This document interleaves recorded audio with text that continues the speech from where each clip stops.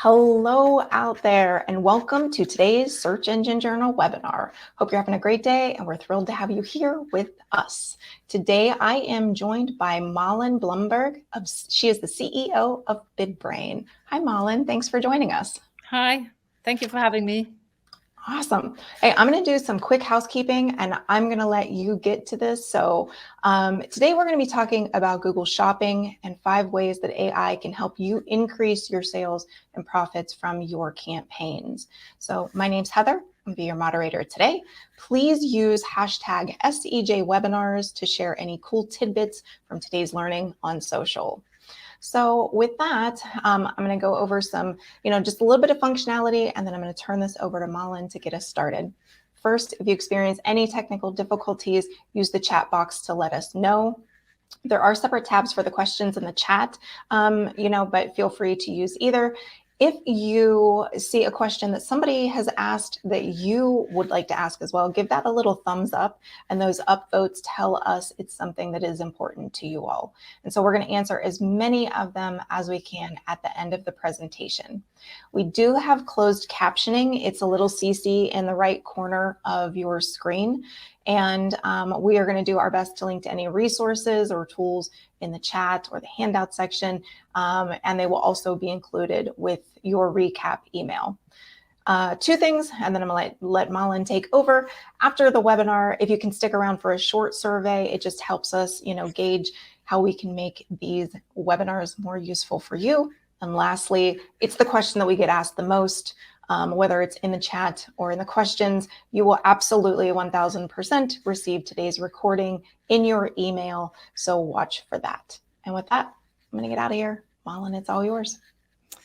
Thank you, Heather. And first of all, a warm welcome to this webinar on Google Shopping and 5 ways AI can increase your e-commerce sales and profit.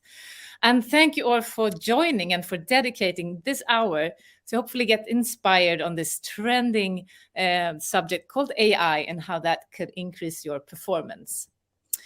So today I will share the 5 best ways to beat competition on Google Shopping ads with the help of AI, or product listing ads as they also are called. And the 5 areas that I will go through today with the rather cryptical titles here are: first out, good or garbage data. Secondly, 1 to rule them all, or 3, the tail, 4, king of the hill, and 5, price difference. Now I know that this doesn't say that much to you right now, but I will go through them step by step. So who am I then talking about this today? Well, as Heather mentioned, my name is Malin Blumberg and I'm the CEO of BidBrain. And BidBrain are Google Shopping experts specialized on exactly this type of advertising. And we started because we saw a problem on the market and we decided to approach this problem with data and AI 2 years back.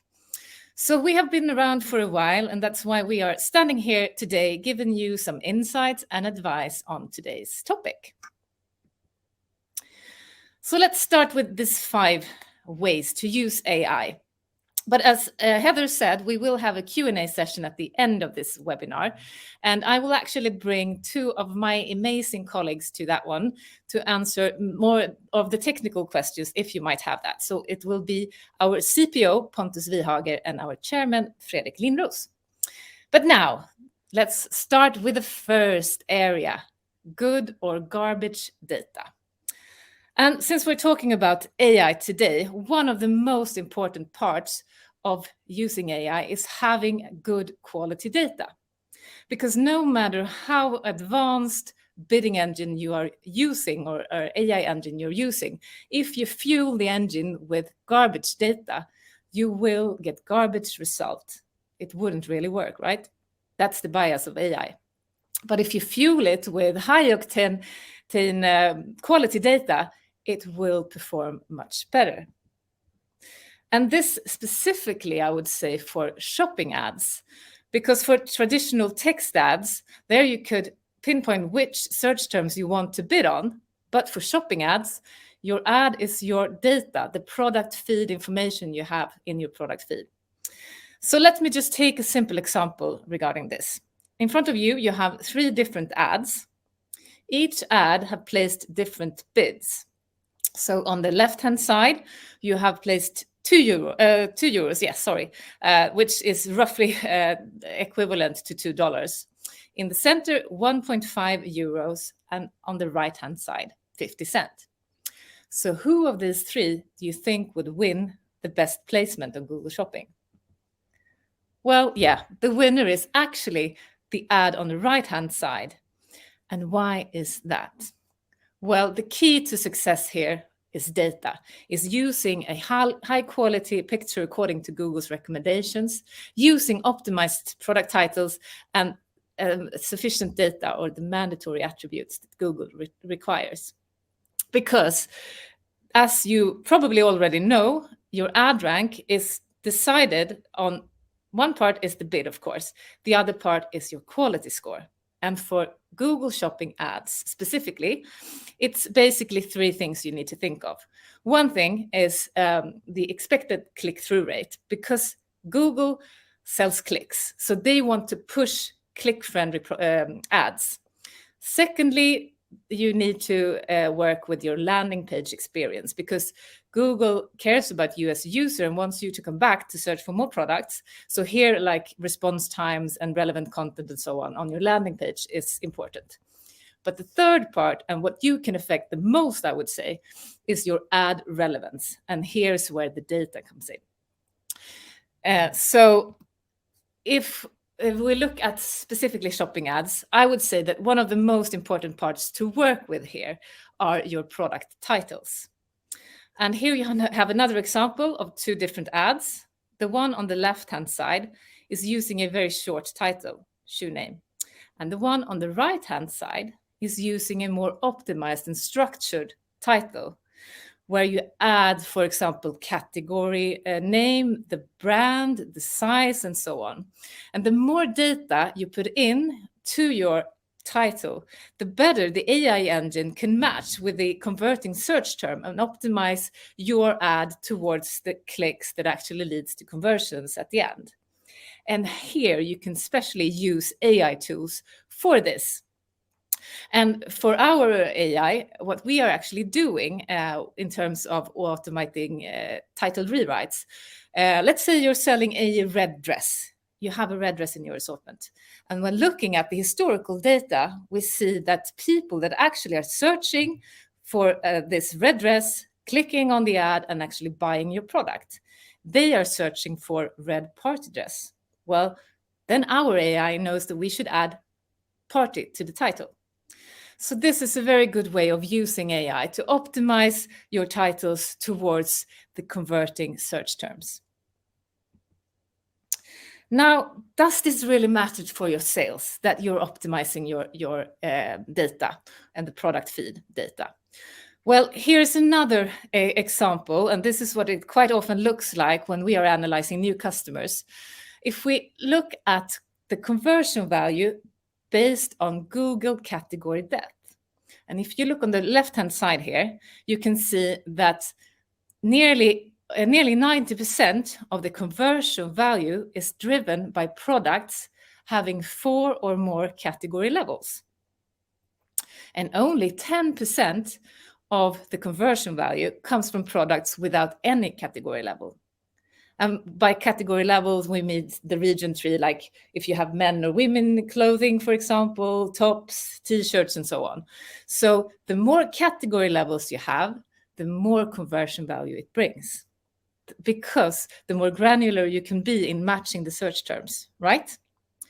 So it matters. But when looking at the product feed, this is also very common, and counting the number of products that actually have this category depth, it looks quite different, right?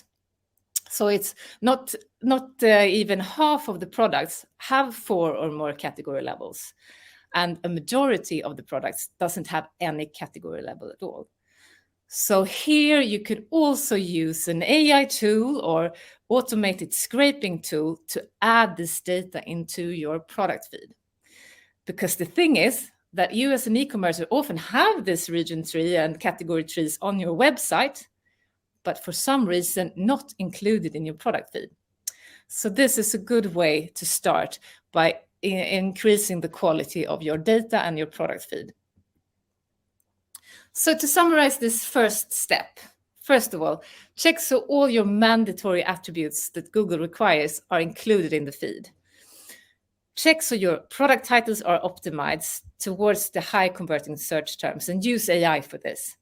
And make sure you have high quality picture, and the more data you have, the more granular you can be in the bidding. So that was the first one. Now to the second area.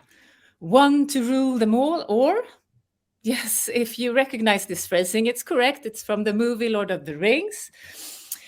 So the idea with this was that one ring could dominate all the other rings and all the living creatures of Middle-earth. Maybe not that good of idea, right? But the thing is that the same mindsets tend to have the e-commerces tend to have the same mindset when it comes to setting ROAS target, because they often set one ROAS target for the whole assortment. But if R is revenue in ROAS, then you'll most likely have different kind of products, different kind of assortments. So let me take you another simple example here. Let's say you are a beauty store selling different kind of products. You have some products that's your own branded products. And on those products, you have maybe 50% gross margin. But you're also selling the more exclusive brands, such as L'Oreal or Chanel and so on. And on those brands, you might only have 10% margin. If you were to put one ROAS target for your whole assortment here, you would be much more profitable on your own brands versus the other brands, right? So why don't you use profit as a metric instead? The fact is that very few e-commerces does this today. So one alternative here is, of course, to use profit as a metric and optimize your campaigns on profit on ad spend. And I know this is quite sensitive information, but there are certain tools offering this in a secure way today. Well, two that I know of is Profit Metrics and Sniffy, for example. And we don't have any cooperation with those, but I'd just like to recommend good solutions. And by optimizing towards POAS instead of ROAS, you will be break even always. And here is just one example from Profit Metrics website and one customer of theirs. And just by changing from ROAS to POAS, they managed to increase their gross profit with nearly 24%. And at the same time, lower their ad spend with over 60%. So this works. But now I know that not all of you can use this data, or it's sensitive data, but there are other ways of tackling this. And one way is to create several different ROAS campaigns with different product groups, depending on the margin levels. So you can set this up in Google Ads today. It's a bit tricky and you need to do tailored solutions, but otherwise there are other tools offering this as well. We are one of them, but there are others as well. So what you then do basically is you create the ROAS target, and then you select or filter products either on article IDs, it could be brands you want to filter on, price levels, or why not use the custom labels? And then you can mark the different products if it's a high margin product, a low margin, or a mid margin product. And then you let an AI constantly move products depending on these filtering parameters. So in that way, you can actually work with this in a much smarter way. And here is just one example of a customer of ours that are selling sports equipment. They created 4 different campaigns and used a shared budget, but they have different margin levels on different both categories and brands. So by doing this, they are constantly optimizing their profit in a much more controlled way. So to summarize the second step here, one to rule them all. No, don't do that. Use either POAS if you can steer the AI, or use AI tools to set different ROAS per gross margin group. That was the second one. Now to the third one, the rather cryptical title, the tail. And this is maybe one of my favorite because it's been through so many trials over the years. So let's dig into this one. What you see in front of you right now is a classic Pareto analysis, right? And for those of you who have done business know what this is, but it's basically stacking the products in size of revenue in order. And then you see that 20% of your products stands for 80% of your revenue. So where do you have the most data? Do you think it's in the front with the 20% or in the long tail of products where you have few data, few clicks? Yeah, it's in the front. So in the front for the 20% of the products, an AI works perfectly and can optimize constantly. But how about the long tail of products that doesn't have any click or very few clicks? This is sort of the catch-22 moment for an AI, because AI, as you know, needs data to work, right? But there are tricks that you can use to optimize this, because you have a hidden revenue potential in the tail, right? But before we dig into how to actually manage this, I just want to show you another example. And this is quite common that we see when onboarding new customers that has used a bidding engine or AI engine before. It is that, yeah, nearly 20% of the products have historical data. And some of them are below the ROAS target and some of them above.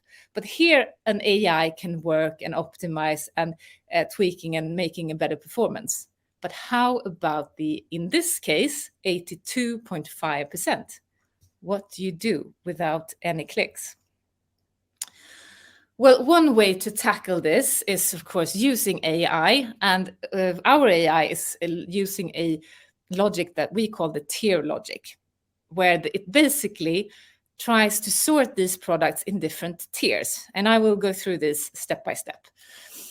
So the tier number 1, there we have all the products with good data quality, with much data. In tier 2, we have products with little data or few data. And in tier 3, you have products without any historical data or very, very few data to go on. So what we actually want to do in tier 3, you want to collect data and to start to get some data.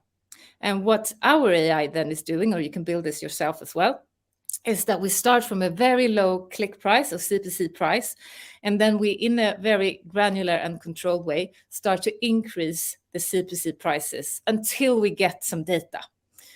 And as soon as we have collected some data, it is pushed upwards into tier 2. And in this tier, in tier 2, we use another logic called the clustering logic. And that logic tries to group products together, products with parameters, similar parameters that is explaining if it's a high or a low likelihood of a conversion. And it could be parameters such as products from the same brand, in the same category, same price range, and so on. And to become a cluster, you need to have at least 1,000 clicks. And within each cluster, we then try to find the bidding sweet spot of that specific cluster. And with sweet spot, we mean which brings the most conversion value and volume to the lowest possible bid price. So by doing that, we can also activate and gather even more data. So that is the focus on tier 2.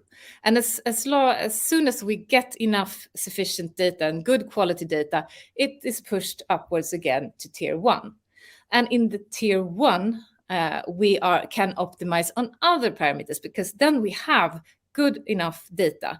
But then we can use parameters such as which device you're surfing from, price difference or price benchmark compared to your competitors, time of the day, and such data. So that is a way of constantly pushing products upwards.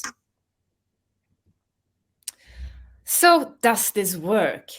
Well, here's one example of one of our customers selling white goods. They used and focused only on their best sellers before using our AI. And you can see that the gray bars here were their conversions before. But from day one, they started to use our technology and our AI, we managed to 4 times increase their sales at the same cost of sale target. And that was basically thanks to this tier logic and clustering algorithm. Because then we saw that, okay, if this microwave was successful on Google Shopping, then these microwaves in the same category, the same brand, the same price range would also be interesting. So by using that logic, we managed to activate a broader range of the tail and making the sales grow. So this works. So to summarize this third step, the tail, use algorithms and AI to activate the long tail of products to grow your sales. And by activate, we mean gathering more click data to increase also predictability of the AI and push the products upwards in the tiers because more sales from more products means growth business. Now we have the fourth area, King of the Hill. So let's go straight into this one. And by being king of the hill, we mean being in top of the bidding war. And why would you want to do that? Well, that means that you are in top of the hill or in terms of impression share. And impression share is sort of your market visibility, your market share on Google Shopping. And this data is available. So if you were to always bid X times higher than your competitors, you would maximize your impression share and the visibility on Google Shopping. And why would you want to do this? Well, let me take a simple example here. On the left-hand side, you see purple dots. And those are clusters that I explained a bit earlier. And if you were to look at this purple dot with a green circle on the left-hand side, and only looking at this perspective, you would say that, yeah, this is quite a well-performing cluster because it has a decent conversion value per click and a rather decent volume. So you would be okay with the performance of this cluster. But if you add the impression share layer to it and look on the right-hand side, you can see that compared to your competitors, you have much lower impression share than your competitors and still not that much cost. So here, by using the impression share layer and data, you could see that, yeah, but if I increase the costs a bit, I will grow my business and grow my impression share. So this is a rather good way to optimizing your campaigns, also looking into your impression share. And we have actually built a certain campaign for this, which we call the Turbo campaign, which is super efficient for certain use cases. It's great if you want to push specific products in a campaign, for example, or if you want to clear out stocks, get rid of products, or if you have new product launch for brand building, for example. But what it basically does is that it always looks at your impression share and bids X times higher than your competitors all the time, all the day, to constantly be on top in impression share. But yes, this is a rather costly way of handling this. So you should do it in a very controlled way and only for these kind of use cases. So to summarize the king of the hill, what I'm saying is basically, don't forget about impression share. That's a powerful tool if you want to dominate a specific category or niche.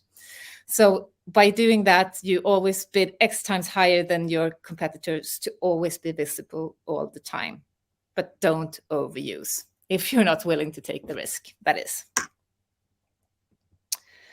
Okay, now to the fifth area, the last part, and the part that maybe contributes to your conversion rate the most, and that has to do with price difference. And we did a recent study actually on our customers and looking into the pricing of their products. And what we found was that about 25% of the products from all our customers were priced 10% higher versus their competitors. Now, is this important or not? The pricing, if it's 10%, I have a famous brand. Does it really matter? Well, the fact is, yes, it does. Because if you look at these bars, and if you're priced in the same level as your competitors or lower, you have a conversion rate of roughly 4%. But just by having up to 10% higher prices than your competitors, your conversion rate drops to half, to 2%. So yes, it matters a lot on your conversions. So how would you tackle this? Well, I know that this is a rather nerdy slide AI-wise, but I just want to show you how much conversions are happening if you're priced at the same price range as your competitor or lower. But either you are already on top of things and using dynamic pricing and constantly matching with the best price. If you're doing that, that's super good because that totally affects your conversion rates. But if you aren't, there is another way of using this data in a smarter way. And that is to actually adjust your bids according to this. So to stop bidding on the products that you are higher in price than your competitors.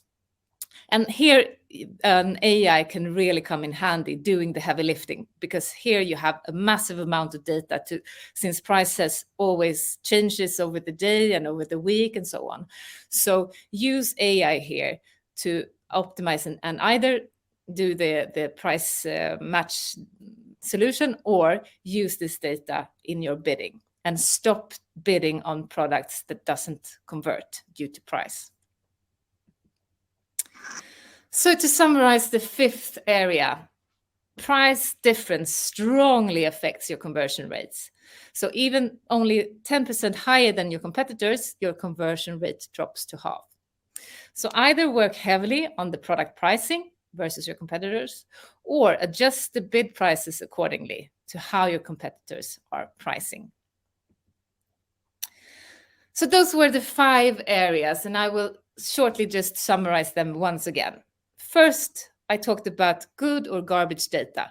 So it's not only about the bids, it's also about your product feed and your data quality. So use AI tools to optimize your titles and add more data. That's super important.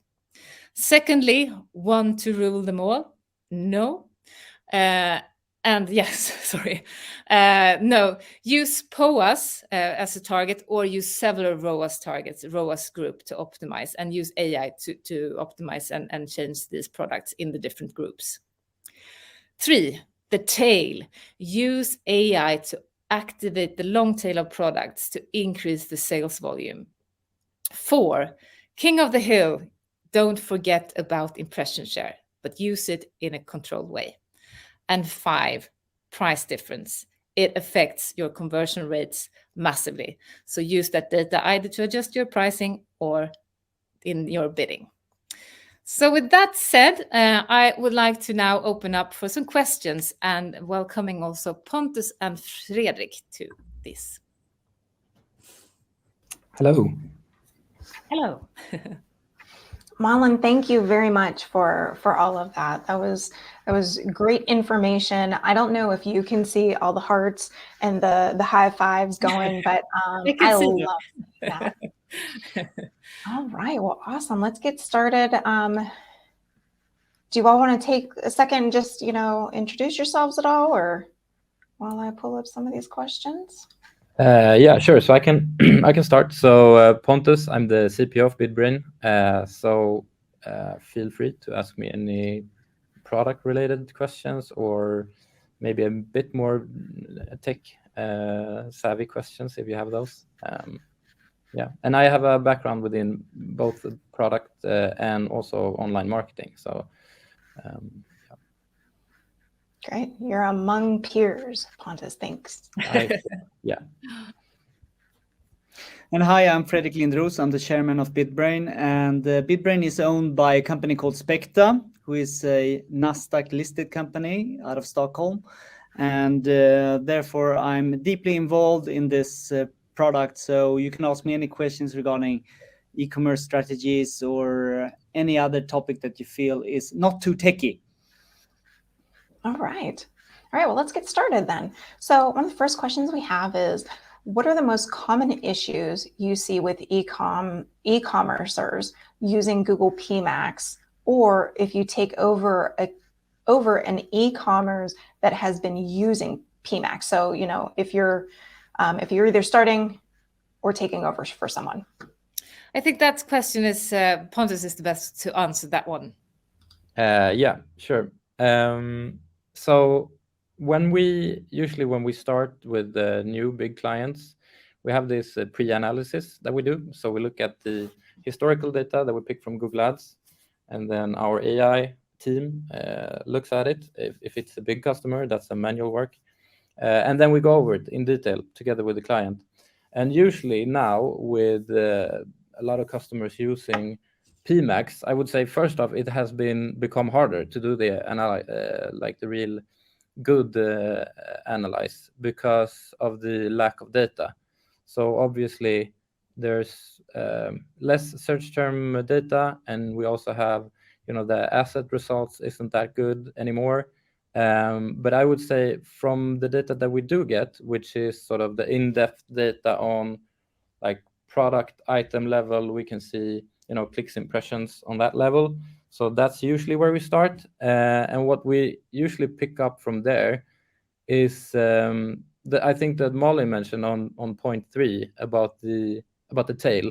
So usually we can see that this it's really this 10-20% of the products are really hard, like PMax is really exploiting that 10 to 20%, but the rest of the 80-90% of the products are not at all used. And I think if you're a small e-commerce, I think that's fine. But for these bigger clients that may have, thousands or tens of thousands of products, they really want to use all their products to gain that like long tail. So I think for them that's a big issue. And with PMax, I think it's hard for them to steer the AI without, they can use the ROAS and the budget, obviously, but other than that, it's really hard to steer it. Also, what we can see is that PMax is like, it's a safe tool because it's a tool built for, it's supposed to work for everyone, basically, regardless of what you sell or like in which industry you're working in. So they really play it safe on this 10 to 20% of the products. And usually we can see that there's really high click price on the products that really have data, but maybe they're not even performing. But we can see that regardless if they're performing or not, if they have data, PMax usually set a high click price because they rather play it safe than bid on a product without data. So I would say, yeah, basically what Malin said in point 3 is the biggest issue that we can see. And obviously, yeah, the lack of data also. I hope that answered your question. I think so. I'm going to go ahead and remove this slide that way. There we go. There we go. All right. So let's see. Jennifer asks, how can this help with keyword optimization as opposed to services like Jungle Scout? I can take that one. I think that I'm not too familiar with Jungle Scout, but I think it's an Amazon tool that helps Amazon advertisers. And in Amazon, you're specifically targeting specific search words and keywords. And that's not possible in Google Shopping since you have your product feed. But what can be done there is that use the ones that are very high converting. You ensure that those are in your product feed to a larger extent. That means that you will increase your conversion chance on Google Shopping.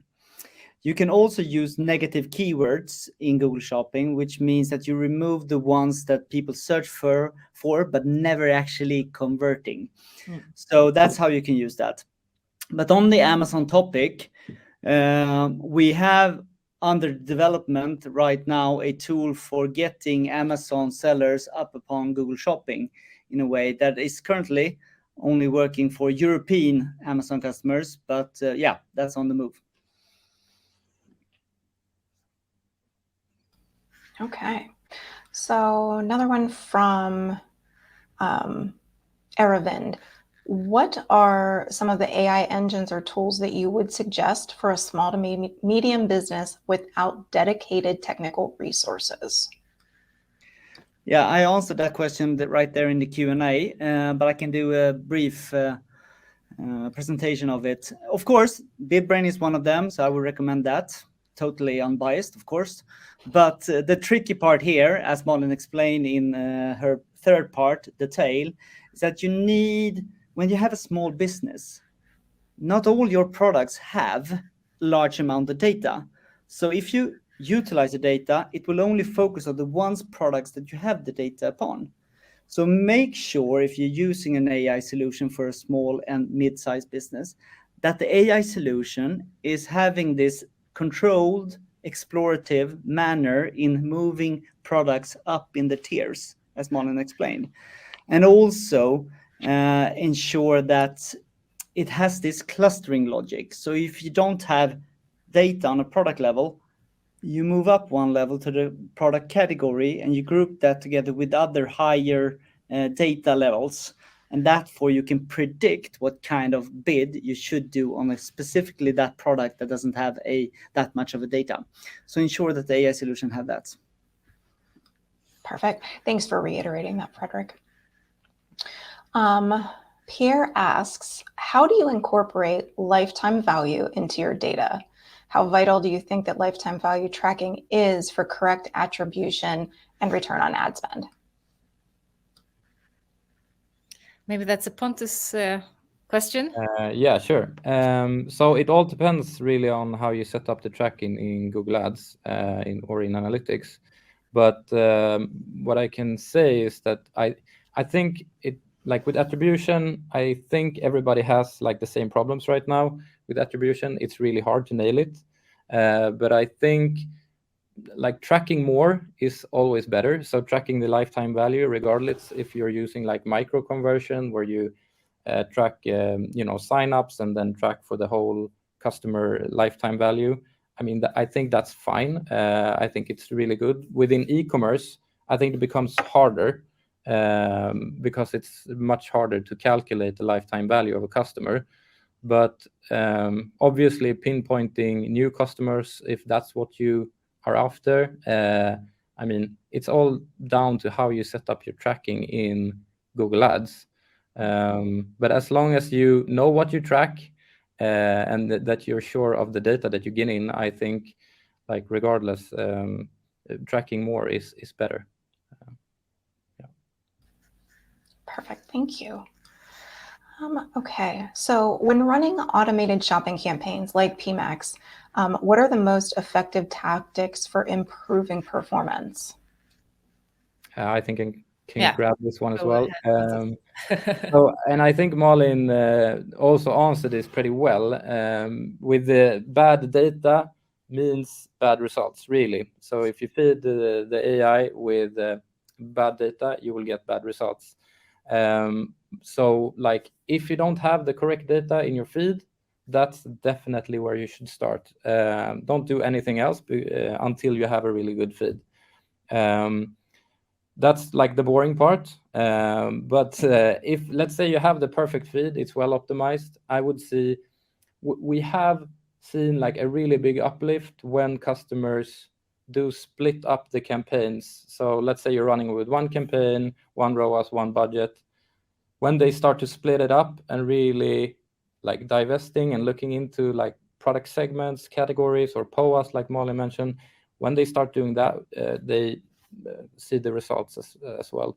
And I think that's a pretty easy way also to get started. Yeah. Okay, so I think right now we've got, oh, we did get another one in there. Okay, so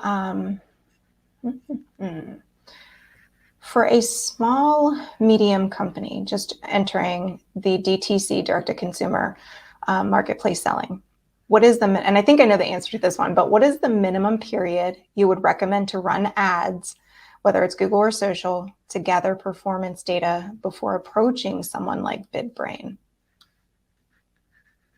So is that time bound? Is that something that, they have to have a certain performance, impressions, clicks, like all of the conversions, like, so I think that's probably what they're asking. Yeah. And that's cool. like time-wise, I would say it depends on how much data you have.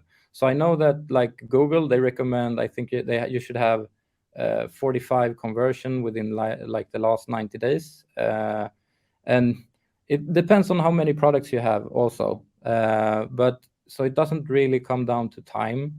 But I think starting at like setting a pretty high budget and trying to get impression clicks and conversions, a lot of conversions that you feed the engines with, I think, that's the most important part. And then time-wise, it all depends, like how much volume you have. Yeah, we don't usually like to give the SEO answers on the paid webinars, but sometimes the answer is it depends, right? Yeah. All right. I think we've got one more question. So this one's coming from Asim. Can BidBrain be used for a Kickstarter campaign? I can take that. Kickstarter it really depends on what you're selling at Kickstarter. Usually what Google Shopping is working for is Google Shopping ads. And there you use a product feed that you can withdraw from your commerce platform. So I'm not an expert within Kickstarter campaign, but it's often about getting registrations for your campaign so that you get more supporters in there.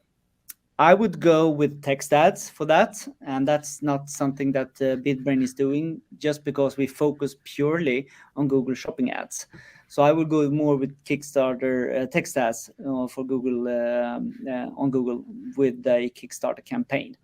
But once you have a store up and running and you can get that product feed data, go ahead and use BidBrain.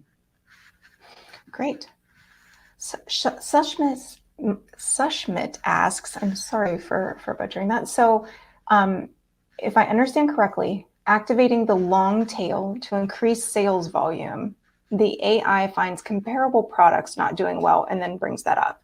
Does that in any way cannibalize the best product you were selling before? Well, not that we have seen. It's rather that you get more sales because it's not like the same or similar, but it's maybe, as Fredrik said, in the same category. So there are still other products. So the thing by activating the tail is setting basically bids on more products. So that doesn't mean that you need to, or you're cannibalizing on the good performing products. It's rather that you are increasing your sales because you have bids on more products. Okay. I think that makes sense. Let me see, make sure I didn't miss any other ones here.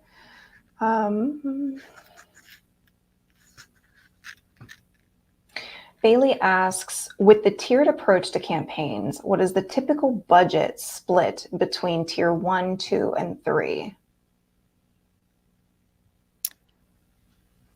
That's the beauty of it. It's the AI. What we've done in that slide when we show tier 3, tier 2, tier 1 is that is a sneak peek into how the algorithms are thinking. So that's its structure.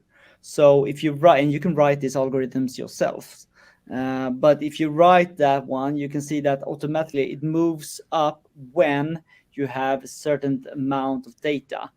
So that will differ depending on what the ROAS target you want to meet for the whole company or the whole campaigns that you're running.